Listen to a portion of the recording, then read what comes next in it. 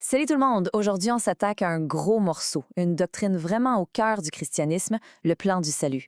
C'est une idée qui a littéralement façonné des milliards de vies en offrant un cadre pour comprendre la relation entre Dieu et l'humanité. Allons voir ça de plus près. La question de fond, c'est celle-là. Est-ce qu'une sorte de stratégie divine pour l'humanité?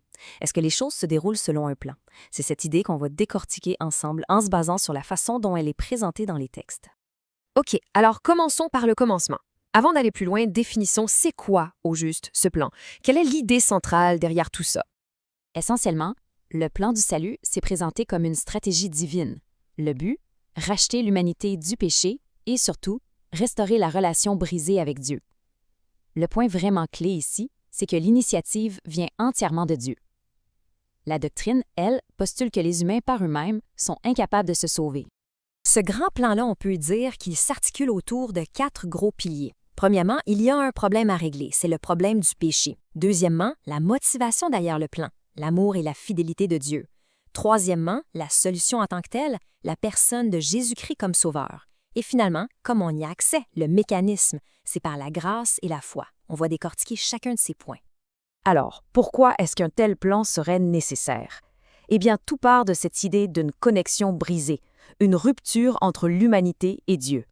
Dans ce cadre-là, le péché, ce n'est pas juste une liste de mauvaises actions. Non, c'est beaucoup plus profond. C'est défini comme un état de rébellion. Une rébellion qui a carrément causé une fracture dans ce qui est décrit comme une harmonie parfaite au tout début. Cette image-là, elle illustre parfaitement les conséquences de cette rupture. D'un côté, on a l'harmonie, la vie, la proximité, et de l'autre, on bascule dans un état de séparation, de souffrance et de distance. C'est cette fracture qui, selon la doctrine, rend un plan de rédemption absolument indispensable.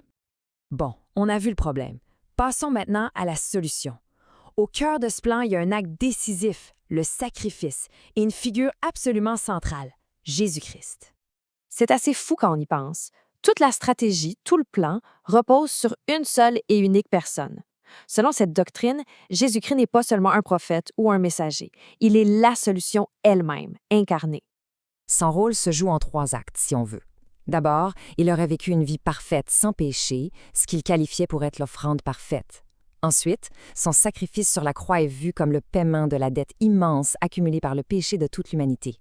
Et finalement, sa résurrection, c'est la preuve ultime, la confirmation que le sacrifice a été accepté et qu'il est suffisant pour tout effacer. Et là, on touche à un point crucial et un peu contre-intuitif, c'est que ce salut est décrit comme un don, un cadeau.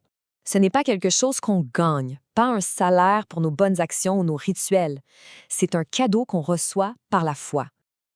C'est une distinction fondamentale dans cette doctrine. On a vu le problème, on a vu la solution, mais maintenant, de façon plus concrète, comment une personne peut-elle participer à ce plan? Quelles sont les étapes de ce parcours individuel? Bon, même si les détails peuvent varier d'une tradition à l'autre, le cheminement suit souvent cette séquence. Tout commence par la conviction, la réalisation qu'on a besoin de Dieu. Ça mène à la repentance, un vrai changement de cap. Ensuite vient la foi, l'acte de faire confiance qui mène à ce qu'on appelle la nouvelle naissance, une transformation intérieure. Le baptême, c'est souvent vu comme le témoignage public de cette foi. Et tout ça culmine dans la justification. La personne est déclarée juste et pardonnée. En fait, il faut voir que ce salut, ce n'est pas présenté comme un événement unique, un one-shot. C'est plutôt le début d'un parcours continu qui a un but bien précis. Et voilà le but ultime du plan. Ce n'est pas simplement d'éviter une condamnation, c'est d'entrer dans une relation éternelle avec Dieu. C'est un processus de transformation qui est censé durer toute une vie et même au-delà. On termine avec cette pensée. Au-delà de la foi de chacun, comment une seule idée, cette idée d'un plan divin de rédemption, a-t-elle pu avoir une telle portée au point de façonner des cultures, des lois, des civilisations entières? C'est une question qui montre à quel point cette doctrine a eu un impact immense. Merci d'avoir été à l'écoute.